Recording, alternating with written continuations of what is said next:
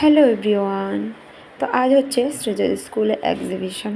তো সেখানে চলে এসেছি দেখতে কি অ্যারেঞ্জমেন্ট করা হয়েছে। এই তো তোমাদের সাথেও শেয়ার করছি, আমি যতটুকু দেখছি চোখে সেটা তোমাদের সাথেও শেয়ার করছি যে এক্সিবিশনে কী কী করা হয়েছে। তো মোটামুটি ভালোই লাগছে। তো এখানে সব কিছু পাস্তার আইটেমে করা হয়েছে, আর কীভাবে পাস্তা তৈরি করা হয়, আরও নানা রকম জিনিস যেগুলোর আমি নাম জানি না ভালো করে। তো সব কিছু এখানে আছে, সব স্টুডেন্টরা বসে বসে সব কিছু দেখাচ্ছে। আর ইনি হচ্ছেন সৃজাদের ক্লাস টিচার, আর এটা হচ্ছে সৃজাদের ক্লাসরুম।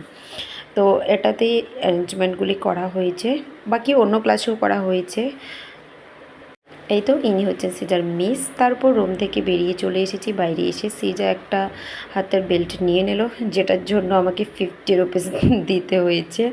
তো আমি প্রথমে জানতাম না। তারপর চলো ভেতরটা সম্পূর্ণ ঘুরে চলে এসেছি। এখন এসেছি বাইরে, যেখানে প্রোগ্রাম হচ্ছে, গান নাচ অনেক কিছুই হবে। তো সেগুলো আর বসে বসে দেখতে ভালো লাগছিল না, কারণ এত গরম ছিল তখন। আর সৃজা আর তার ফ্রেন্ড ওরা তো এক জায়গায় বসে থাকার মানুষই না, বেশি বেশি দুষ্টুমি করছিল। তো সে কারণে আর বেশিক্ষণ ছিলাম না আমরা। আর এই দেখো দুই বান্ধবী মানে ফটো তুলতে ব্যস্ত। তো আমরাও দুই বান্ধবী একটু ফটো তুলে নিলাম, ভিডিও করে নিলাম, সেটা তোমাদের সাথে শেয়ার করছি। তারপর সেখান থেকে দৌড়ে চলে এসছে এখানে খেলা করার জন্য। কারণ এই যে স্কুলে যখন কোনো প্রোগ্রাম হয় বা কিছুজন আসা হয়, তখনই ওরা এটাতে চড়তে পারে। তো ভীষণ খুশি হয়ে যায় যখনই স্কুলে প্রোগ্রাম হবে, লাফিয়ে সবার আগে এটাতেই চলে আসবে। তারপর ওরা তো ওইখানেই খেলা করছিল, তো ওদেরকে ওইখানে রেখে আমরা এসেছি চারদিকটা একটু ঘুরে দেখব।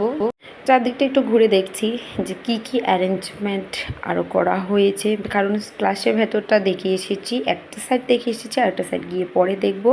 তো বাকিটা বাইরে যা যা মানে খাবার দাবার আইটেমগুলো বলা হচ্ছিলো করা হয়েছে, সেগুলি একটু দেখেছি ঘুরে ঘুরে। তারপর চলে এসেছি মানে নার্সারি ক্লাসগুলিতে। তো এইখানটায় অ্যারেঞ্জমেন্টটা ভীষণ সুন্দর করে করা হয়েছে। আর সেই যে তোমাদের দেখিয়েছিলাম শর্টের মাধ্যমে যে যে স্কুল থেকে বলা হয়েছিল যে চারা পাঠানোর জন্য, তো সেগুলো সব এখানে দেখো যত বাচ্চারা পাঠিয়েছে সব ক্লাসের সব কিছু। তো এখানে খুব সুন্দর করে সাজানো হয়েছে একটা সাইডে, তার ভীষণ সুন্দর লাগছিল।